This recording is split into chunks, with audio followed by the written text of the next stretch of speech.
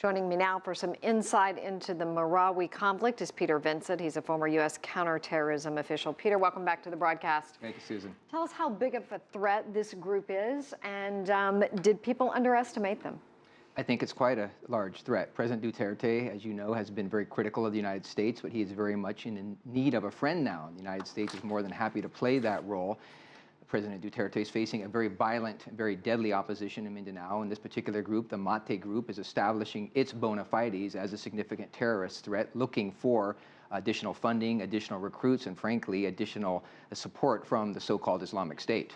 So they've got around 100 civilians trapped there right now. What is the humanitarian situation there? About 80% of the population has fled, and there are still others that are obviously by definition trapped there. The fighting is going door to door. As good as the Philippine armed forces are, they are not battle hardened in this type of urban warfare. They're much more accustomed to jungle and mountain fighting, so this is difficult. And of course, as always, the innocents are caught in the middle. What kind of fighting is going on here? I mean, how did they mass the weapons, and what are they actually doing to fend off the Marines there? The Mate group is made up of a number of very powerful brothers who have recruited from the ranks of the Moro Liberation Group, that was an Islamic terrorist organization that has engaged in some peace talks with the government of the Philippines.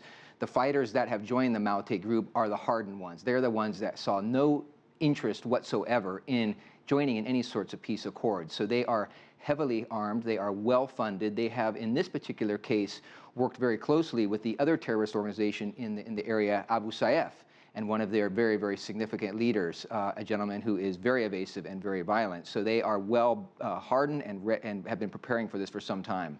This is, as you said earlier, primarily a Muslim-based area, with the Philippines being mostly Christian or all Christian. What is the likelihood that they could move from here?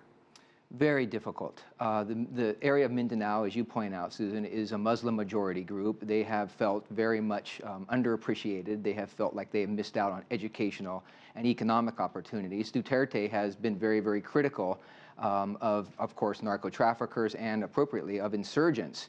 The problem that you have is that there has been this tension for decades now, and Duterte has placed almost all of his focus on narco-trafficking and not so much on Islamic terrorism.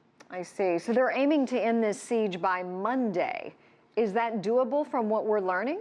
It's not doable without more loss of life, unfortunately, either the Marines there or innocent civilians. They are, as you saw from the clip, using air strikes, but those are, quite frankly, dumb bombs. They're not precision-guided, satellite-guided bombs, and the threat is to the civilians. The members of the Mate Abu Sayyaf group have established themselves in civilian areas. They're hiding in mosques, they're hiding in schools, and they're hiding in people's homes where civilians are still caught. Is this just bragging rights? How closely associated do we know they are to ISIL?